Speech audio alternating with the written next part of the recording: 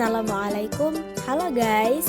Perkenalkan, kami dari kelompok 6 dengan anggota kelompok saya sendiri yaitu Nova Eliza dan ketiga teman saya yang bernama Moidina Laila Oktaharlina, Desti Indah Permatasari, dan Saik Saiful Hadi. Di sini kami akan membawakan materi tentang inflasi dalam perspektif Islam. Check it out.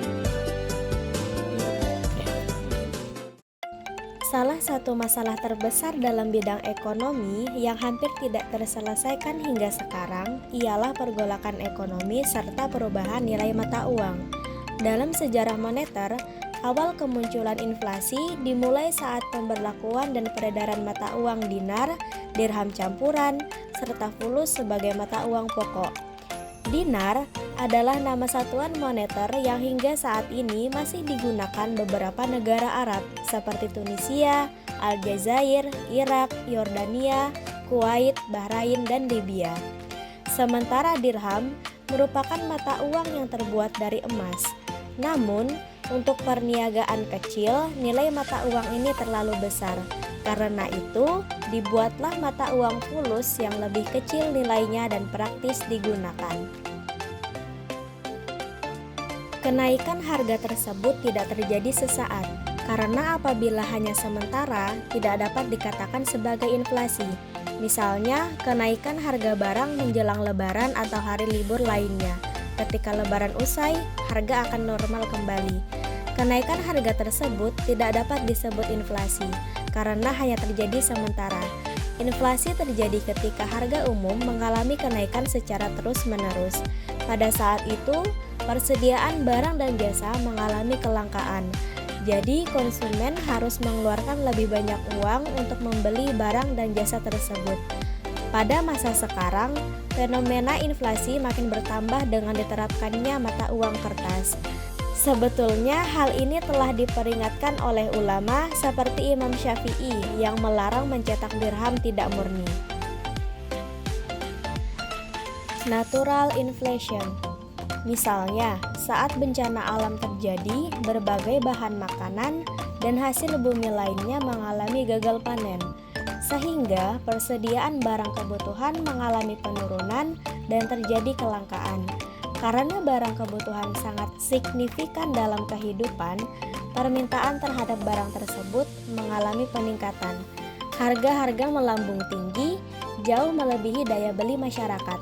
Akibatnya, kegiatan ekonomi macet bahkan berhenti sama sekali, yang pada akhirnya menimbulkan bencana kelaparan, wabah penyakit, dan kematian. Keadaan ini memaksa rakyat untuk menekan pemerintah agar lebih memperhatikan mereka. Untuk mengatasinya, pemerintah mengeluarkan dana besar yang dapat mengakibatkan perbendaharaan negara berkurang. Selanjutnya, ada human error inflation, di mana korupsi akan mengganggu tingkat harga karena produsen akan menaikkan harga jual barangnya untuk menutupi biaya kotor yang dikeluarkan. Keadaan seperti inilah yang sebetulnya membuat perekonomian Indonesia semakin terpuruk. Virus korupsi dan buruknya administrasi ini mewabah mulai dari pejabat tinggi sampai ke tingkat lurah atau desa. Akibatnya, pengeluaran negara meningkat sangat drastis. Sebagai kompensasi penerapan sistem pajak yang tinggi, efek yang ditimbulkan pajak pun berlebihan pada perekonomian. Hampir seperti efek yang ditimbulkan korupsi dan buruknya administrasi, yaitu efisiensi loss atau deadweight loss. Sebagai konsekuensinya, biaya produksi meningkat dan berimplikasi pada kenaikan harga barang produksi. Inflasi dalam ekonomi syariah. Dalam sistem ekonomi Islam, inflasi bukan merupakan suatu masalah utama ekonomi secara agregat, karena mata uangnya stabil dengan digunakannya mata uang dinar dan dirham. Penurunan nilai masih mungkin terjadi, yaitu ketika nilai emas yang menopang nilai nominal dinar itu mengalami penurunan, di antaranya akibat ditemukannya emas dalam jumlah yang besar, tapi keadaan ini kecil sekali kemungkinannya.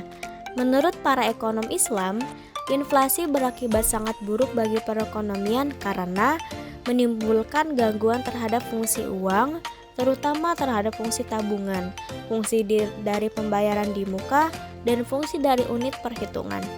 Melemahkan semangat menabung dan sikap terhadap menabung dari masyarakat, meningkatkan kecenderungan untuk berbelanja, terutama untuk non-primer dan barang-barang mewah, mengarahkan investasi pada hal-hal yang non-produktif, yaitu penumpukan kekayaan seperti tanah, bangunan, logam mulia, mata uang asing dengan mengorbankan investasi ke arah produktif seperti pertanian, peternakan, pertambangan, industrial, perdagangan, transportasi, jasa, dan lainnya.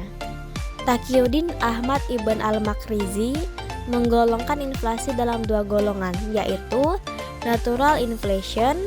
Inflasi jenis ini diakibatkan oleh sebab-sebab alamiah, di mana orang tidak mempunyai kendali. Ibn al-Makrizi mengatakan bahwa inflasi ini adalah inflasi yang diakibatkan oleh turunnya penawaran agregatif dan atau naiknya permintaan agregatif. Yang kedua ada human error inflation, yaitu inflasi yang diakibatkan oleh kesalahan dari manusia yang menyimpang atau melanggar dari aturan dan kaidah syariah. Sebagaimana firman Allah Subhanahu wa taala yang artinya telah nampak kerusakan di darat dan di laut disebabkan karena perbuatan tangan manusia, supaya Allah merasakan kepada mereka sebahagian dari akibat perbuatan mereka agar mereka kembali ke jalan yang benar.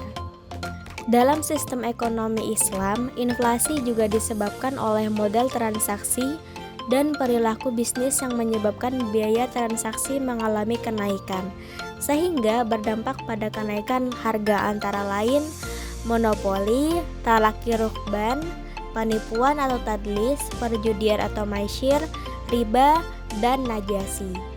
Lalu, bagaimana cara mengendalikan inflasi?